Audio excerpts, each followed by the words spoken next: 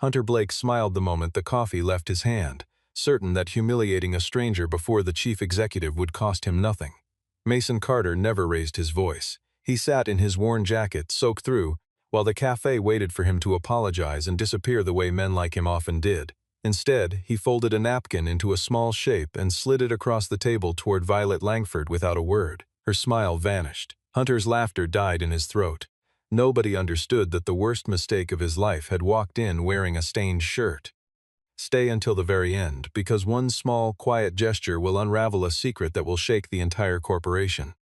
The cafe sat on the ground floor of the Langford Global Tower in the heart of Manhattan, all glass and brushed steel, the kind of place where a cup of coffee cost more than most people made in an hour. On a gray Tuesday morning, the room filled with executives in tailored coats, junior associates clutching tablets, and a handful of investors waiting for a meeting that would decide the fate of 3 different departments. The espresso machines hissed in steady rhythm. Conversations blurred into a low corporate murmur. Nobody in that room expected the morning to end in anything but another ordinary round of small talk and rushed handshakes. Violet Langford walked in through the revolving doors with her assistant Amelia Grant, trailing a half step behind her, the way a shadow trails a person who has learned to move quickly through crowded rooms. Violet was 32 years old and already running one of the largest holding companies in the city, a position she had earned through a relentless habit of noticing things other people missed. She rarely smiled in public spaces. She watched. Every gesture, every glance exchanged between employees, every flicker of nervousness around her, she filed away for later. This morning, her eyes moved across the room out of pure habit, cataloging faces before she had even ordered her coffee. Hunter Blake arrived only minutes later, walking with the loose, confident swagger of a man who believed every room belonged to him the second he entered it. He was 38, regional director of operations, and desperate to remind Violet that he deserved a larger role in the company's future. He greeted 2 junior staffers with exaggerated warmth, made a joke loud enough for nearby tables to hear, and scanned the room for the best seat near where Violet would eventually settle. Power, to Hunter, was something performed in public. It did not exist unless someone important was watching him hold it. In the far corner of the cafe, away from the noise, sat a man nobody bothered to notice. Mason Carter was 34 years old, dressed in a faded jacket that had clearly survived several winters, his shoes worn soft at the heel. On the table in front of him sat a single black coffee and a thick folder of technical drawings, their edges curling slightly from age. He did not look up when the door opened. He did not check his reflection in the polished surface of the table. He simply turned through pages of diagrams with the quiet focus of someone used to being overlooked. To anyone passing by, Mason looked like a low-wage technician who had wandered into the wrong building. Someone waiting for a repair job rather than a man with any reason to be near a table reserved for senior staff. His phone buzzed once against the table, a gentle reminder flashing on the screen about a call he needed to make later that evening, the kind of quiet detail that hinted at a life built around someone else's bedtime and homework, though nothing about that life appeared directly in the room. He silenced the phone and returned to his folder. Whatever waited for him after work, it clearly mattered more to him than anything happening inside that cafe. Hunter noticed Mason almost immediately, mostly because Mason had chosen a table close to the reserved section where Hunter intended to make his impression on Violet. It irritated him instantly the way small inconveniences always irritated men who measured their worth by how quickly others moved out of their way. He expected Mason to glance up, recognize the situation, and relocate without being asked. When that did not happen, Hunter's expression shifted from mild annoyance into something sharper, the look of a man deciding that today, of all days, he would teach somebody a lesson about where they belonged. He approached Mason's table with a slow, theatrical stride, loud enough that a few nearby employees lowered their voices to listen. He asked, with mock politeness, whether Mason understood that this section was usually reserved for people who actually had business being there. Mason answered without raising his voice, explaining simply that he was waiting for a scheduled appointment and would be finished shortly. There was no defensiveness in his tone, no apology either, only a calm, unhurried honesty that seemed to confuse Hunter more than any argument could have. Violet, seated several tables away, glanced over for the first time, intrigued by the strange stillness in a man who was supposed to be afraid.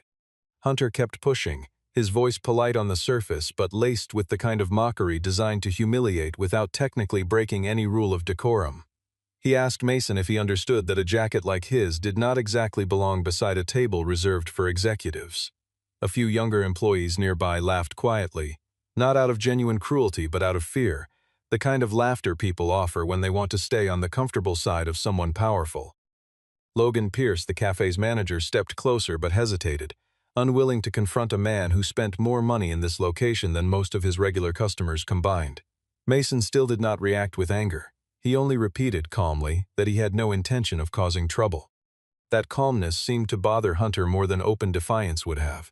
He wanted fear, or at least visible discomfort, something he could point to and feel powerful about in front of Violet. Instead, Mason simply sat there, hands folded, eyes steady, behaving like a man who had weathered far worse insults than this one and found them barely worth noticing. Hunter's jaw tightened.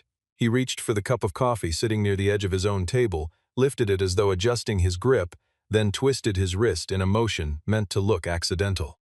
The coffee splashed directly across Mason's chest, soaking through his shirt and spilling onto the folder of technical drawings spread before him. The room let out a collective gasp, the sound of dozens of strangers suddenly paying attention to something they would have ignored seconds earlier. Hunter offered an apology dripping with sarcasm, suggesting that a man like Mason was probably used to getting dirty anyway. Amelia turned sharply toward Violet, waiting for some sign of intervention, some flicker of the authority everyone knew Violet carried but rarely displayed so openly. Violet remained still, though something in her expression shifted from detached observation into genuine discomfort. She did not order Hunter to stop. She did not yet understand why her instincts told her to wait instead of react. Mason rose slowly from his seat, reaching for a napkin on the table with unhurried, deliberate movements, the kind of motion that suggested thought rather than panic. Hunter assumed Mason would use it to wipe his shirt, perhaps even apologize for existing in the wrong place at the wrong time. Instead, Mason looked down at the coffee staining the edge of his folder, then lifted his eyes toward Hunter with an expression so quiet it unsettled the people standing nearest to him. He said nothing threatening. He made no accusation. Yet the silence stretching between his words felt heavier than any insult Hunter had thrown at him all morning, and several onlookers later admitted they felt an inexplicable chill pass through the room at that exact moment. Hunter laughed louder, trying to mask the unease creeping into his own chest, though the sound came out thinner than before, less certain of itself.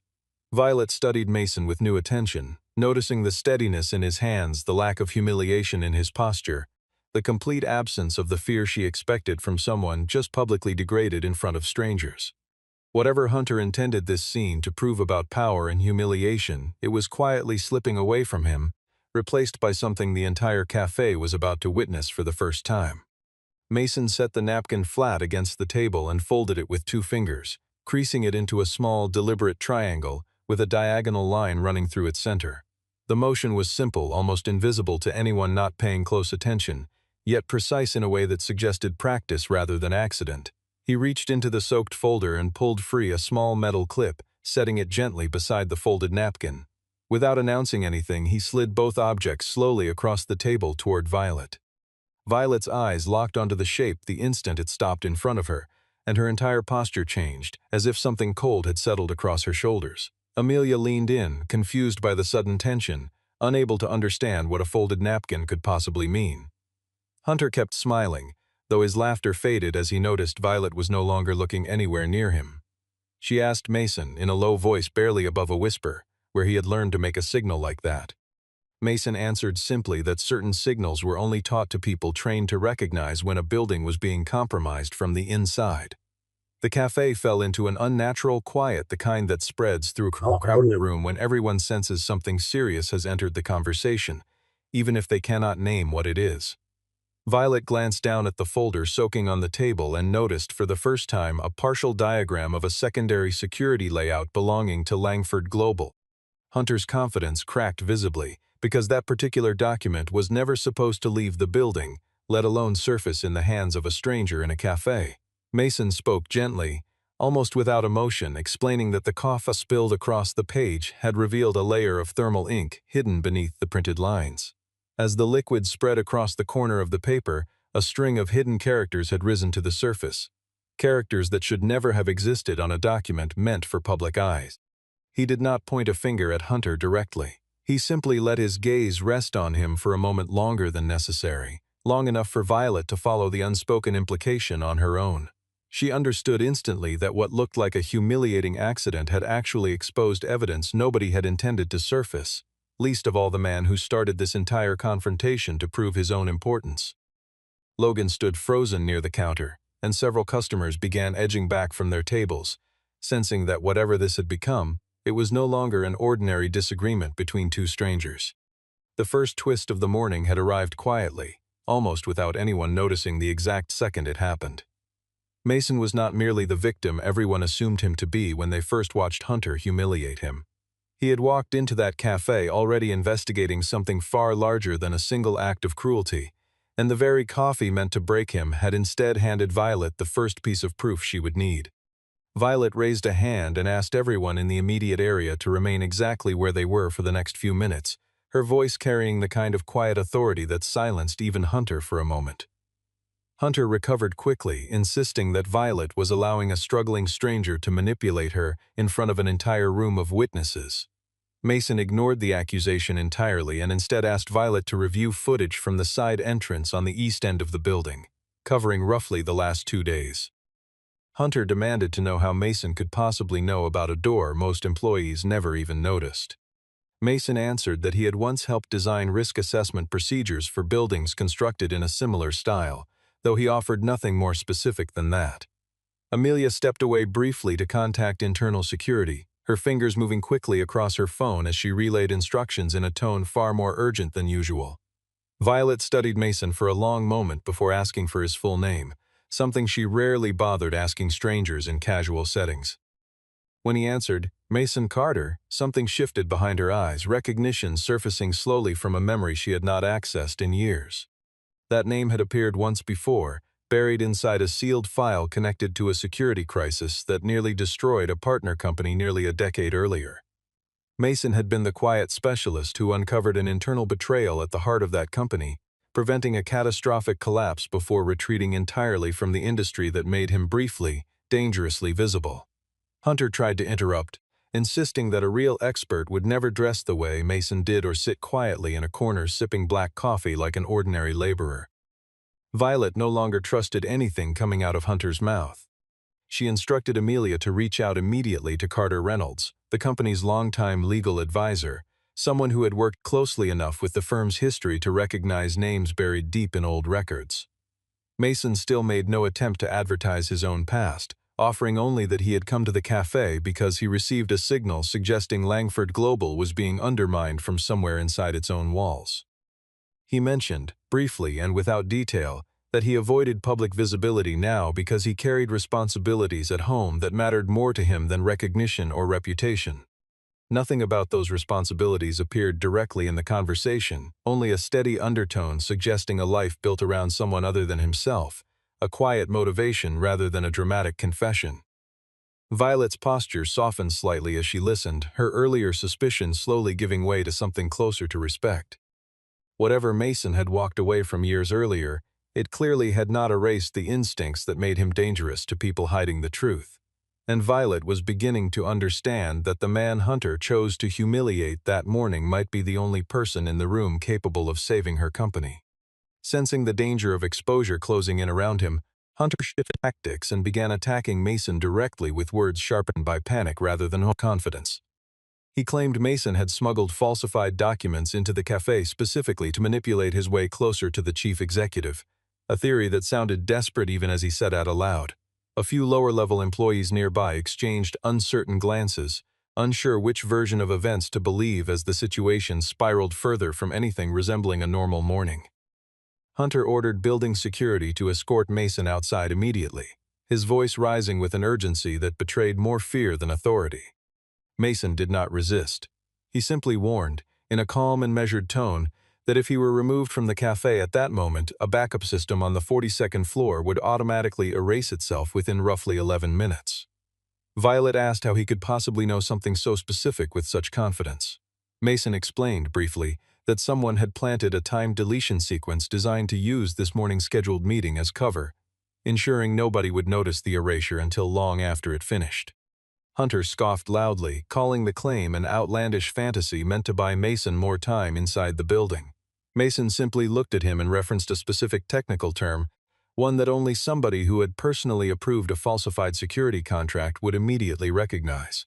For half a second, something flickered across Hunter's face, a flash of genuine alarm quickly buried beneath another wave of forced anger. Violet caught the flicker. She had spent years learning to read micro-expressions during board meetings, and she trusted her instincts far more than Hunter's protests. She instructed Logan to lock the cafe doors temporarily under standard safety procedure, a request that visibly unsettled him even as he complied. What had begun as an ugly, personal humiliation was rapidly transforming into something closer to a corporate confrontation playing out in real time, witnessed by strangers who had only wanted coffee before their morning meetings. Carter Reynolds arrived minutes later, summoned by Amelia's urgent call, his expression tightening the moment he recognized the man standing quietly near the soaked folder of diagrams. Carter immediately identified Mason as the specialist who had once helped 3 separate boards of directors avoid a catastrophic data collapse years earlier, a name he had assumed he would never hear mentioned again inside these walls. The room reacted with visible shock, eyes shifting rapidly between Mason's calm expression and Hunter's increasingly strained composure. Sweat had begun forming along Hunter's hairline, the unmistakable sign of a man realizing that every attempt to regain control was only tightening the trap closing in around him. The harder he struggled to discredit Mason, the more clearly his own guilt began revealing itself to everyone watching. Carter Reynolds confirmed quietly that Mason had once worked as a discreet crisis specialist, someone who built a career identifying internal betrayal hidden inside large corporations long before it surfaced publicly. Mason had stepped away from that life after a personal turning point convinced him that raising his son mattered more than chasing influence or recognition in rooms exactly like this one. Violet understood now that the man Hunter had humiliated only minutes earlier was not weak at all, but someone actively trying to avoid pulling other people into danger alongside him. Mason explained that an anonymous source had alerted him to irregular activity inside Langford Global's security procurement process, a pattern subtle enough to avoid detection unless someone specifically knew where to look. He had chosen the cafe because its layout offered a direct line of sight toward a secondary data connection running through the building, something almost nobody outside a small technical team would ever notice. The folder on the table, soaked now beyond saving, was actually a comparison between public building schematics and recent unauthorized alterations made somewhere inside the system. The coffee accident had inadvertently exposed a layer of heat-sensitive ink embedded in the page, proving that the document had been printed from a machine registered to Hunter's personal office. Hunter denied it instantly, though Mason did not bother arguing the point directly. Instead, he asked Violet to review login records from Hunter's office at exactly 17 minutes past 2 in the morning, a time when no normal business activity should have been occurring at all. Amelia pulled up the access logs on her laptop within moments and confirmed a recorded entry at precisely that hour. Hunter claimed his account credentials had been stolen, a defense that sounded thin even to the employees still uncertain about who deserved their trust in this unfolding situation. Mason pointed out that the system required biometric verification performed physically at the terminal, making remote access through a stolen password technically impossible. The room shifted again, this time decisively, as people who had laughed at Mason only an hour earlier began to understand that Hunter might not simply be a bully, but something considerably more dangerous hiding behind a confident smile and an expensive suit. Mason added that the irregular procurement pattern had been running for several months, carefully disguised inside routine maintenance invoices that nobody outside the finance department ever bothered reviewing closely. Each invoice looked ordinary on its own, a few extra charges here, a slightly inflated vendor fee there, the kind of small discrepancy easy to dismiss as clerical error. Together, though, they formed a pattern, a steady drain of resources funneled toward accounts that traced back, eventually, to Hunter's closest associates. Violet asked how long he had been quietly tracking these details before arriving at the cafe that morning. Mason admitted it had taken nearly 3 weeks of careful, anonymous verification before he felt confident enough in the pattern to act on it at all. Violet instructed her internal security team to hold their positions rather than act immediately, suspecting that someone within that very team may have already been compromised by Hunter's influence. Mason proposed a simple method of testing that suspicion. Send a deliberate false signal suggesting a copy of the sensitive data had been transferred down to the cafe itself. If Hunter had an accomplice nearby, That person would likely move quickly to either retrieve or destroy the supposed copy before anyone else noticed it existed. Violet agreed, though she insisted everything unfold inside the cafe itself, where she could maintain some control over how the situation developed. Mason used his own outdated phone, deliberately disconnected from any company network, to send a baited message through an ordinary public line. Hunter mocked the old device openly, though seconds later a phone belonging to a nearby security employee buzzed quietly against the counter. That employee glanced toward Hunter immediately, an instinctive look that lasted barely a second but spoke volumes to anyone paying close attention.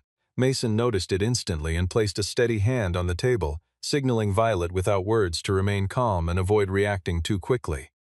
A man in a maintenance jacket walked through the front entrance moments later, claiming he had come to repair the espresso machine. Logan immediately stated he had called no such repair request, and the tension in the room sharpened into something almost unbearable. The man moved toward the back counter, where a secondary network connection linked directly into the building's wider system. Mason rose calmly and stepped into his path, asking simply for his work order number rather than physically blocking him. The man hesitated, fumbling for an answer that never came. Hunter, losing patience, shouted at Mason to step aside, an outburst that revealed far more about his loyalties than he likely intended. Violet watched closely as Hunter instinctively positioned himself to protect a total stranger, confirming exactly what she had begun to suspect minutes earlier. Mason reached for the same small metal clip from before and brushed it against the lid of the man's toolbox, dislodging a tiny data extraction device hidden cleverly inside it. The cafe fell into stunned silence once again, this time heavier than before, as the full scope of what had nearly happened settled over the room. The single gesture that began this entire confrontation, a folded napkin sliding quietly across a table, had grown into an intelligent, deliberate counterattack unfolding in real time. Nothing about it required raised fists or shouted threats, only patience, precision, and a willingness to let guilty people expose themselves through their own carelessness. Realizing his plan had collapsed, Hunter shifted tactics again, turning his threats toward reputation rather than data. He warned Violet that exposing this incident publicly would crash the company's stock value long before she could offer any kind of explanation to shareholders. He revealed almost carelessly in his panic that he was not acting alone, that a group of investors were already maneuvering to push Violet out of her own position entirely. Violet kept her composure outwardly, though the news clearly struck something deep and unsettling beneath her calm exterior. Mason recognized immediately that this had grown far beyond a simple theft of information into something closer to an attempted takeover of the entire company's leadership. Hunter offered a deal, let him leave quietly, and he would refrain from triggering whatever data leak he still had prepared. Mason asked calmly whether Hunter was entirely certain he still held the only key capable of locking that particular door. Hunter laughed coldly, telling Mason he was simply an outsider who did not understand how power actually worked among people at this level. Mason walked back toward the soaked papers near his original seat and lifted the damp folder once more. A new string of numbers had risen faintly across the surface, something even Hunter had failed to notice during his earlier outburst. Mason explained that the very act of throwing that coffee had inadvertently exposed a routing code leading directly to the company's backup servers. The exact trail investigators would need to trace this entire conspiracy back to its source. In other words, the humiliation meant to break Mason had instead handed everyone the map required to unravel it completely. Violet immediately ordered Carter to prepare emergency legal measures to freeze the relevant accounts before anything further could be deleted or transferred elsewhere. Hunter lunged toward the table, attempting to snatch the page away, but Logan and a nearby customer stepped in quickly enough to block his path. Mason did not strike him. He simply stepped aside with a small, practiced motion that left Hunter stumbling forward, losing his balance entirely on his own. Several people in the room exchanged glances, recognizing now that Mason's calm reflexes were not the product of luck, but of serious discipline training from somewhere in his past. Whatever Hunter had imagined this morning would become, it was no longer the simple humiliation of a stranger he believed could not fight back. Hunter still believed he held an advantage, certain that his hidden data transfer was already moving toward completion on a fixed timer he had set earlier that morning. Mason told Violet plainly that they had perhaps 3 minutes left to stop the transfer without crashing the entire system in the process. The technical team from Langford Global had not yet arrived, leaving only the people standing inside that cafe to respond before it was too late. Violet asked Mason directly what he needed in order to act. He answered simply, a glass of cold water, a dry napkin, and temporary access to the cafe's payment terminal behind the counter. Hunter burst out laughing, mocking the idea that anyone could save a major corporation using nothing more than a napkin and a cash register. Mason ignored him entirely. He pressed the napkin into the cold water and held it gently against the heat-sensitive section of the damaged folder, allowing a deeper layer of hidden markings to rise fully into view. He then typed a short sequence of commands into the cafe's payment terminal, which, unknown to almost everyone present, shared a secondary network line with the building's wider infrastructure. Violet recognized immediately what he was doing: an older emergency freeze protocol, one understood only by the very small group of engineers who had originally designed the building's security framework. The screens throughout the cafe flickered briefly. Hunter's phone lost signal entirely. The small extraction device confiscated earlier from the maintenance worker's toolbox powered down completely, its light fading into nothing. The entire secondary network running through the 42nd floor locked itself into a safe frozen state, exactly as Mason had intended. There was no dramatic struggle, no shouting, no physical confrontation of any kind, only one precise sequence of actions that brought the entire crisis to a sudden, complete stop.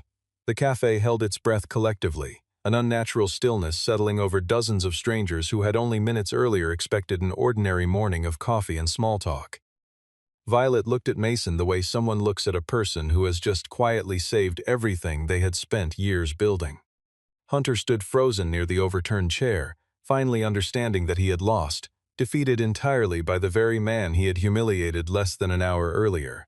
There had been no need for violence, no need for theatrics, only patience and precision against a man who had mistaken cruelty for strength all along.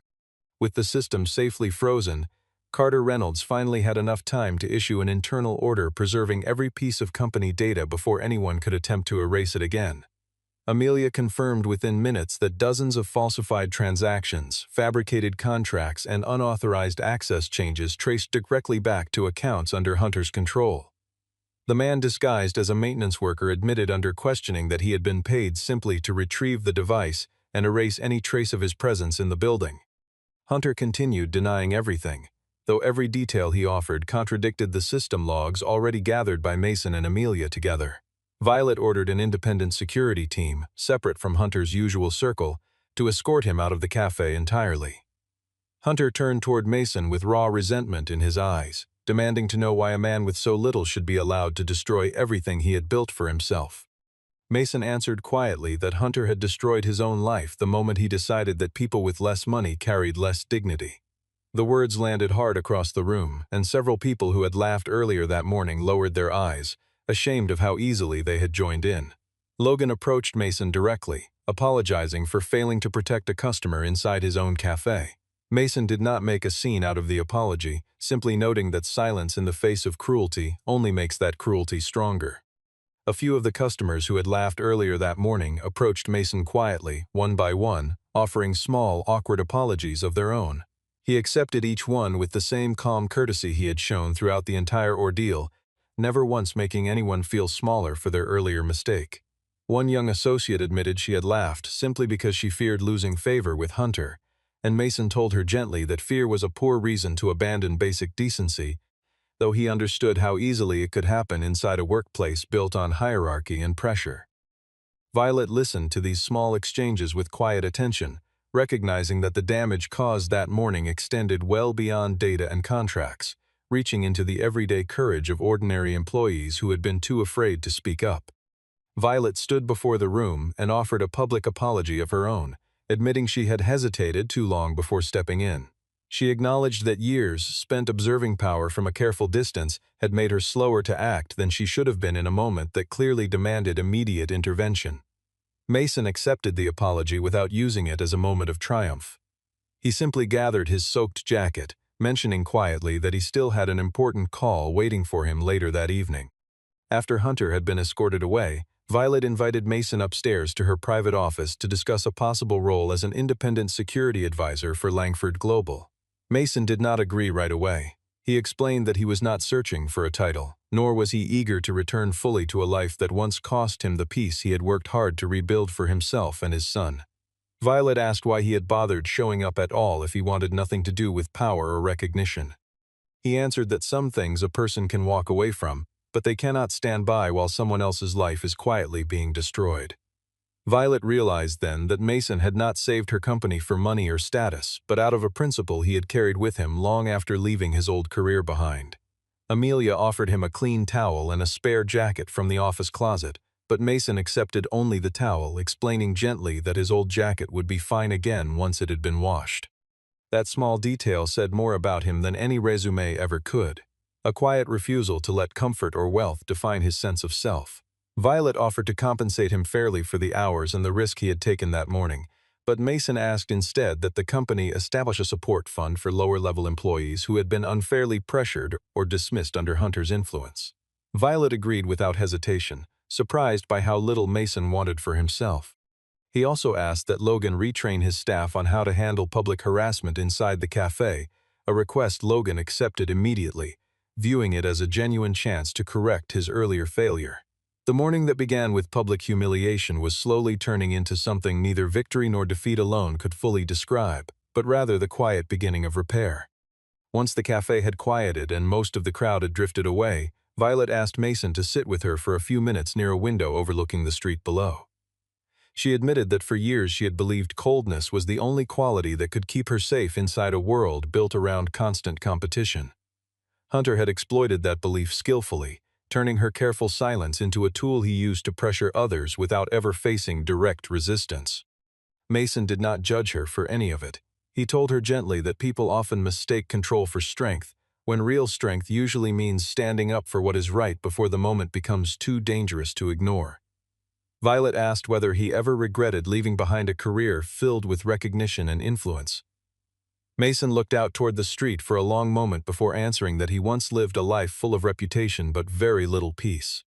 Becoming a father taught him that not every victory is worth the price it demands from the people closest to you. His son was never mentioned directly beyond that single, quiet reflection, present only as the steady reason behind everything Mason had chosen to walk away from. Violet looked at him with a deeper kind of respect now, not because of his skill, but because of the clarity with which he understood what mattered most to him. Mason agreed to help Violet investigate the remaining pieces of the conspiracy still threatening her company, but only on the condition that innocent employees be protected from public blame or media exposure. Violet accepted the condition without hesitation, recognizing that trust, once earned this honestly, was worth far more than any contract she could offer him. She admitted, almost as an afterthought, that she had spent so many years guarding herself against betrayal that she had nearly forgotten what it felt like to trust someone without calculating the risk first. Mason told her that trust built carefully, in small steps, tended to last far longer than trust given all at once out of relief or gratitude. Violet asked whether he thought she could still change the culture Hunter had spent years quietly poisoning from the inside. Mason said that culture rarely changed through speeches or new policies alone, but through the small, consistent choices leaders made when nobody important was watching them make those choices. 1 week later, Langford Global announced sweeping changes to its internal governance structure, changes that surprised industry analysts who had never seen the company move so quickly on matters of internal accountability. Hunter and several of his collaborators faced formal investigation for fraud, sabotage of company data, and abuse of executive authority. Many employees who had once been unfairly dismissed or pressured under Hunter's influence were either reinstated or offered fair compensation for what they had endured. The cafe itself adopted a new policy ensuring every customer, regardless of appearance or status, received equal and respectful treatment. Logan posted a simple internal notice for his staff, not a decorative slogan but a clear, practical commitment to accountability in how they treated the people who walked through their doors. Violet invited Mason to serve as an independent advisor, with no obligation to commit full-time, an arrangement that allowed him to protect both his privacy and his responsibilities at home. Mason accepted, understanding that this flexible role let him support the company's recovery without sacrificing the quiet life he had worked so hard to build. When he walked back into the building this time, nobody mistook him for someone who did not belong there. Those who had laughed at him weeks earlier now greeted him with a mixture of quiet embarrassment and genuine respect, an unspoken acknowledgement of how wrong their first impression had been. Mason never used that shift in attitude to settle old scores. He simply treated everyone exactly as he had before, with calm courtesy, which somehow made their earlier mockery weigh even heavier on their conscience. Violet learned to act decisively the moment she sensed injustice forming around her, rather than waiting in careful silence as she once had. Amelia became a central figure in the company's renewed security efforts, proud of the role she had played during the most chaotic morning of her career so far. Carter Reynolds personally oversaw the legal proceedings against Hunter and his collaborators, ensuring that every piece of evidence gathered that morning held up under the scrutiny of outside investigators. The process moved slower than anyone wanted, as these things usually do, but steadily, and within a few months the company emerged with a clearer, more transparent structure than it had operated under in years.